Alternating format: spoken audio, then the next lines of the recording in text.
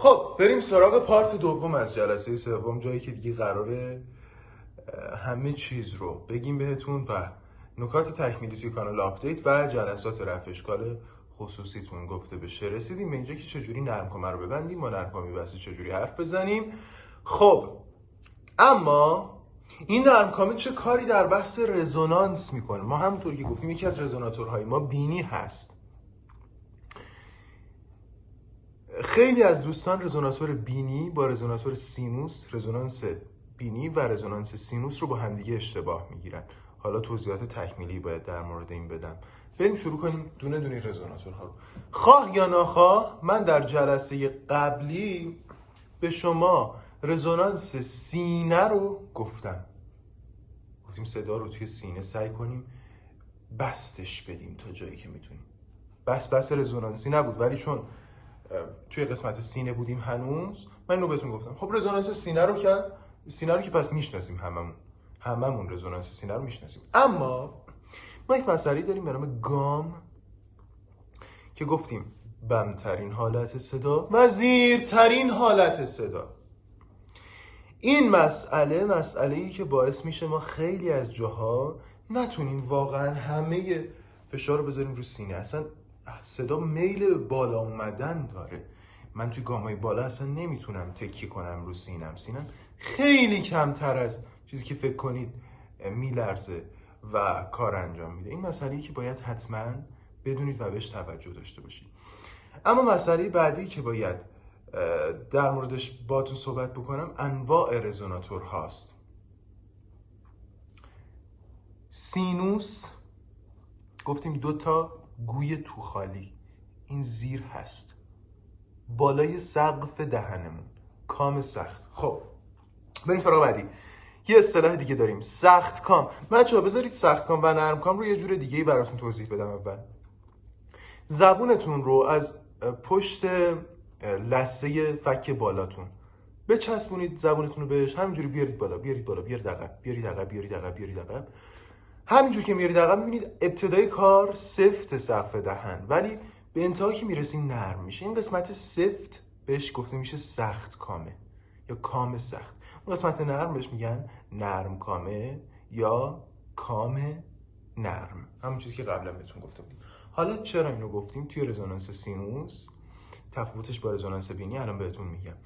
اول بذارید از یه رزوناتور خیلی عادی و درست حسابی براتون شروع بکنم. دهان ما میتونه رزونانس ایجاد بکنه.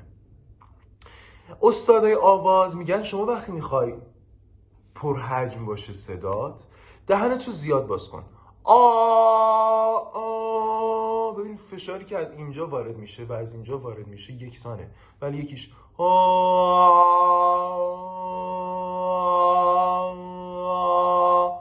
باز شدن دهن. قدیما که خانواده خیلی مذهبی بودن میگن که خانوما وقتی میخواستن پشت تلفن با یه مرد غریبه صحبت بکنن، دستشون رو میکردن تو دهنشون، اینجوری میکشیدن حرف میزدن. من میخوام عادی باهاتون صحبت کنم، حالا دارم باهاتون اینجوری صحبت میکنم. متوجه میشین چقدر صدا فرق کرد؟ آیا حنجره من وضعیتش تغییر کرد؟ نه. دیافراگم من تغییر کرد؟ نه. آیا داد زدم؟ هیچ کدوم از این اتفاقات نیفتاد. چه اتفاقی افتاد؟ من حجم رزونانس دهانیم رو تفاوت دادم، حجم رزوناتور دهانی رو افزایش دادم. ببینید الان فقط همین کار کردم من، ولی صدا خیلی فرق کرد. بچه ها گفتیم این حمام ها اثر میذارن. حالا توی رزونانس دهان چه جایی از رزونانس دهان استفاده میکنیم؟ جاهایی که توی گام اقتدار، گام سلطه، گام نورمالمون داریم صحبت میکنیم. الان که من دارم با شما صحبت میکنم 2 تا رزوناتور دارم. این 2 تا رزوناتورها چی هست بچه‌ها؟ فکر کنید، بگید به من. فکر کنید تو ذهن خودتون، من الان جواب درستش رو بهتون میگم، شما فکر کنید. 2 تا رزوناتور دارم الان که دارم صحبت میکنم، از 2 تا رزوناتور دارم استفاده میکنم. سینه، دهان. باریکلا. اونا که درست گفتم باریکلا. سینه و دهان. سینه که تکلیفش مشخص بود، حالا میرسیم به دهان. وقتی ما میخوایم فقط از رزوناتور دهان استفاده کنیم، دقت داشته باشید دهان هم دومین رزوناتور بزرگ ما حساب میشه. بزرگتر از همه سینه است بعد از اون میشه دهان از نظر وسعت. پس حجم بالاتری هم بهمون میده. حالا ما باید چیکار کنیم؟ بچه‌ها صدا وقتی از حلق میخواد بیاد بیرون، میل به بالا داره، میل حرکت عمودی داره، اینجوری میخواد حرکت کنه، میلش به سقف دهنه. ما باید صدا رو بتونیم کنترل کنیم. این صداست، خب زاویه صدا رو بتونیم کنترل کنیم که اینجوری باشه، اینجوری باشه، چجوری باشه. مواقعی که میخوایم فقط از رزونانس دهان استفاده بکنیم، صدا باید از این حالت بشه این حالت، افقی بشه و توی دهن اجازه بدیم بچرخه برای خودش. یه زمانایی که دهنم رو زیاد باز میکنم، کم باز میکنم، اجازه بدیم صدا وارد بشه. ببینید یه زاویه بهش میدیم که از این حالت عمودی بیاد افقی بشه. الان صدا میل به بالا داره، خب میلشو میکنم رو به جلو. اگر دوباره صدا توی گامای بالا صحبت کنیم نمیتونیم میل به بالا رو زیاد تغییر بدیم رو به جلو. میبینید؟ به خاطر همینه که میگیم رزوناتورها توی گام‌های مختلف باید بدونیم از کدوم استفاده کنیم. پس توی دهان ما گفتیم زاویه رو افقی میکنیم و وقتی افقی شد صدا دیگه از اینجا رهاش میکنیم، یعنی زور زیاد بهش نمیدیم که بخواد پرت شه از دهن بیرون. چرا؟ چون میخوایم توی دهن اکو بگیره، رهاش میکنیم تو دهن، خودش سر میخوره میاد جلو. ولی فشار هوا رو زیاد بکنیم، فرصت اینکه توی دهن بچرخه تنینی بگیره رو گرفتیم ازش. و اتفاقا این افزایش سرعت هوا و افزایش فشار هوا نه تنها باعث زیادتر به گوش رسیدن صدای ما نمیشه، باعث افزایش حجم صدا نمیشه، بلکه باعث کاهشش میشه. به چه دلیل؟ به همون دلیلی که گفتم، اومدیم محروم کردیم صدامون رو از رزوناتور پرحجم دهان. این اتفاقیه که میفته، دلیل این که میگم زیاد فشار نیاریدینه. پس در رزونانس دهان و ایجادش چیکار میکنیم؟ یک، میل به بالای صدا رو تا حد ممکن افقی میکنیم. ما هیچ وقت نمیتونیم صدا رو کامل افقی کنیم. هر چقدر در گام پایینی در حال صحبت کردن باشیم، هر چقدر گام پایین تر باشه و هر چقدر ما بیشتر تمرین کرده باشیم، این میزان افقی شدن بیشتر میشه. این خبرگی ما رو میرسونه، پس با تمرین به دست میاد. پس صدا رو سعی میکنیم به جای اینکه میل به بالا داشته باشه به سمت جلو تا اینجا پرتابش کنیم، اینجا رهاش کنیم. توی دهان حجم میگیره صدا و میاد بیرون. توی گام‌های اقتدار و سلطه و گام نرمالی که باهاش صحبت میکنیم استفاده میشه.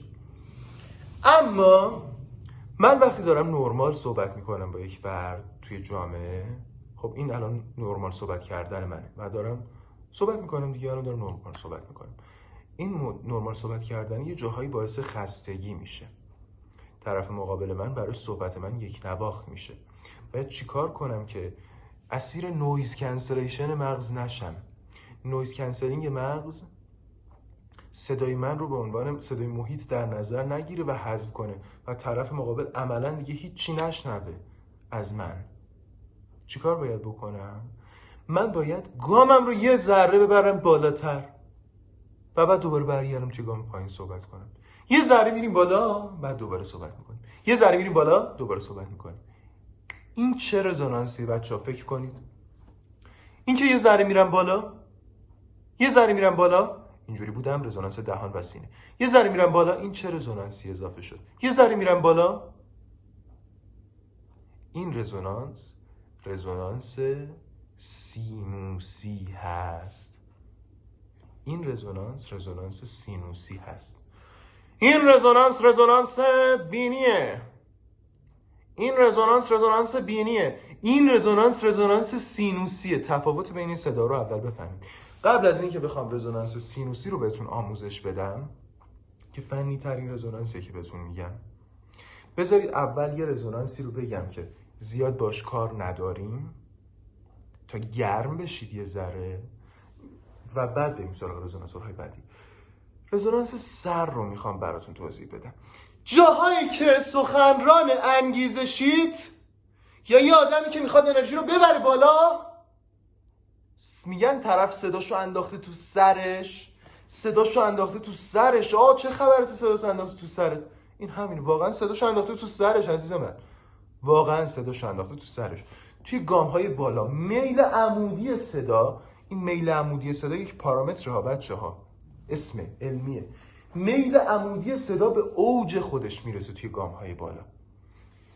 عمودی میخواد بکوبه خودش رو بالا.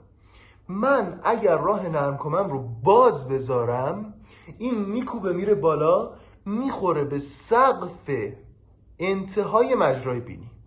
انتهای مجرای بینی سقفش، انتهای مجرای بینی سقفش، و از اونجا میخوره به سینوسای بالایی. اونجا اکو میشه. کم حجم ولی یه صدای زیر. کم حجم ولی یه صدای زیر. اونجا اکو میشه. پس برای رزونانس سر توضیح کامل و جامعی نمیدم، گفتم ممکنه آسیب بزنه به خود. و در همین حد نرم کامم باز میشه، شدت هوا خیلی زیاده و صدا میاد از نرم کامه بیرون، ولی چون شدتش خیلی زیاده نمیاد وارد مجرای افقی بینی بشه، کامل وارد مجرای بینی نمیشه، همونجا میخوره به سقف مجرا، میخوره توی سر، اکو میشه، برمیگرده توی دهان و بینی و از اونجا میاد بیرون. این رزونانس سره که میگن طرف صداشو انداخته تو سرش داره صحبت میکنه. ظاهرا یک اصطلاح بحث‌آمیزی داره، ولی واقعا صدا تو سرشه. واقعا صدا تو سرشه. دو تا رزونانس، بینی، سینوس، این دوتا رو بگم تمومه. یادگیری این که چجوری از این رزوناتورها استفاده بکنیم خیلی مهمه. رزونانس بینی، ما یه دبیر زیست شناسی داشتیم اون سالایی که من یادم تجربی میخوندم دیگه. وقتی میخواست بلند صحبت بکنه، به جای اینکه از رزونانس سرش استفاده بکنه، از رزونانس بینیش استفاده میکرد. ما چه زمانی به رزونانس بینی احتیاج داریم؟ آیا زمانی هست که به رزونانس بینی احتیاج داشته باشیم؟ بچه‌ها، رزونانس بینی یک رزونانس تقریباً بیکار برده. چرا میگم تقریباً بیکار برد؟ توی سبک‌های ویژه میتونیم ازش استفاده کنیم. اگر من قرار هست دوبلور بشم و تیپ گویی بکنم، قرار کتاب صوتی بخونم، به هر حال باید با یک صدا نشه چند تا شخصیت یا کاراکتر رو بتونم ایفا بکنم. اون زمان به درد میخوره. کاراکترهای فانتزی مثلا. یه شخصیتی هم بود که اینجوری صحبت میکرد توی کارتونا، نمیدونم کی بود. بهش فکر کنید. خوبه. بگردید دنبال این صدای تو دماغی بگردید. نورمن بود فکر میکنم. دوبلور شخصیت نورمن نمیدونم کی هم بود. این کار رو انجام میداد. برای دوبله کاراکتر نورمن صدا رو مینداخت تو بینی. درسته؟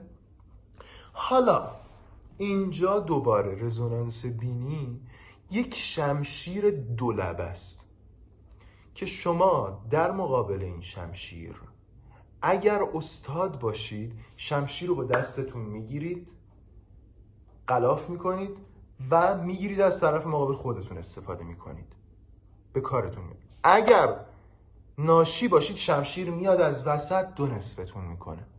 پس پیشنهاد من اینه که در زندگی روزمره‌تون زیاد به فکر رزونانس بینی نباشید. چه کسانی از رزونانس بینی خیلی خوشگل استفاده میکنن؟ فکر کنید با خودتون. یه نفر، چنگیز جلیلوند، خدا بیامرزه، استاد چنگیز جلیلوند، ایشون رزونانس بینیش تنظیم بود. یعنی صدا قشنگ یه ذره تو دماغی بودا، ولی اصلا آسیب نمیزد. اتفاقا باعث زیبایی صدا شده بود. به چه چیزهایی بستگی داره؟ آیا ذاتی؟ بله قطعا ذاتی هم هست. کسایی که صدای تو دماغیشون یه صدای زیباییه، نگاه که بکنیم اکثرا دماغاشون یه فرم خاصی هم داره. مثلا سوراخ‌های بزرگ دماغ. همایون شجریان از این نمونه است. سوراخ‌های بزرگ دماغ میتونه اثر داشته باشه. بله، پس ببینید این نیست که همه ما بتونیم. ببین چنگیز جلیلوندی که ما داریم ازش صحبت میکنیم، داریم در مورد چند دهه فعالیت تو این عرصه صحبت میکنیم. بچه ها، کسی فاز بر نداره که من الان شروع میکنم تمرین کردن، پس فردا صبح ساعت 8 شدم چنگیز جلیلوند. نه واقعا نه. اینا واقعا دیگه حتی میتونم بهتون بگم به کلاس خصوصی، مربی خصوصی گرفتن نیاز داره. این مسئله رو به یاد داشته باشید. من فقط دارم بهتون میگم. پس از رزونانس بینی استفاده نمی کنیم. حالا رزونانس بینی چجوری ایجاد میشه؟ راه نرمکامه باز میشه، فشار هوا و میل عمودی هوا در سطح متوسطیه، به صورت اوریب با زاویه‌ای حدوداً 70 درجه. این میل عمودی که الان زاویهش 90 درجه است میشه 70 درجه. نرمکامه من باز میکنم، این صدا 70 درجه، اینجا نرمکامه باز میشه، صدام 70 درجه صاف میره توش و بعد که رفت توش میفته توی مجرای بینی. حالا توی رزونانس بینی صدا نرمکامه باز میشه، از انتهای مجرای بینی وارد میشه، میاد طی میکنه تا از توی بینی خارج بشه، تا از توی بینی اینجا خارج بشه. یه سوال، آیا همه افرادی که تو دماغی صحبت میکنن خیلی زایه است تو دماغی صحبت کردنشون؟ من میگم بله خیلی زایه است، ولی یه تعداد خیلی زایه تره. کدوما؟ کسایی که پولیپ یا انحراف بینی شدید دارن. این مجرای بینی جایش سد شده. چه اتفاقی میفته؟ من صدام تو دماغی که هست راه اینم سد میشه دیگه، نور علی نور. چرا نور علی نور؟ صدا تا اینجا میاد، اینجا راهش سد میشه. چه اتفاقی میفته؟ دوباره اینجا انعکاس پیدا میکنه، دوباره همین مسیر رو برمیگرده، تداخل در صدایی که داره میاد ایجاد میکنه هیچی، برمیگرده میاد تو دهان. یعنی عملا رزونانس بینی به توان 2، نه ضربه در 2، رزونانس بینی به توان 2. اینه که رزونانس بینی این مدلی خیلی بدتر از رزونانس بینی این مدلیه، چون این یه بار میاد تو بینی میفته، اکوشو میگیره میاد بیرون، این میاد تو بینی میفته، اکوشو میگیره برمیگرده میاد بیرون و این اتفاق میفته. پس راه نرمکامه رو که میگیم ببندید که اصلا صدا وارد بینی نشه. اما یکی از تکنیکایی که دوبلورا و گوینده های قوی دارن که از رزونانس بینی استفاده میکنن بدون اینکه اتفاق بدی بیفته اینه که اینا نرمکامه رو میبندن. خب صدا رو با زاویه 70 درجه میفرستن، میخوره به نرمکامه ماهیچه است دیگه. این صدا میخوره، بخش عظیمیش برمیگرده تو دهن، اصلا وارد بینی نمیشه. یه بخش کوچولویش ارتعاش تو نرمکامه ایجاد میکنه، از اینجا مثل آب که از لای انگشت چکه کنه وارد مجرای بینی میشه. در حد 5% 7% صدا وارد بینی میشه. این به اندازه است. این که میگیم پختگی صدا به وجود میاد، این به اندازه است. یه دوبلور خیلی معروف داریم، اسم کوچیکش یادم اگه اشتباه نکنم منوچهر بود، فامیلیش یادم نیست، نام خانوادگیش یادم نمیاد، که خیلی هم مورد علاقه من هستیشون. حالا من یه چند تا نشونی میدم پیداش کنید.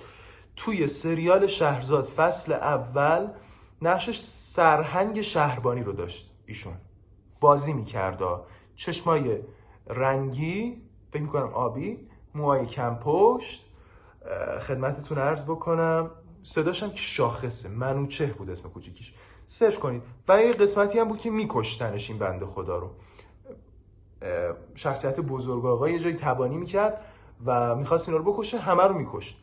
این رئیس شهربانی فکر میکنم آقای منوچهر، نمیدونم، ایشون بهترین استفاده ممکن است رزونانس بینی رو میکنه. سوراخ‌های بینی بزرگی هم داره، تو نماهایی که از پایین میگیره دوربین دقت بکنید سوراخ‌های بینیش خیلی بزرگه.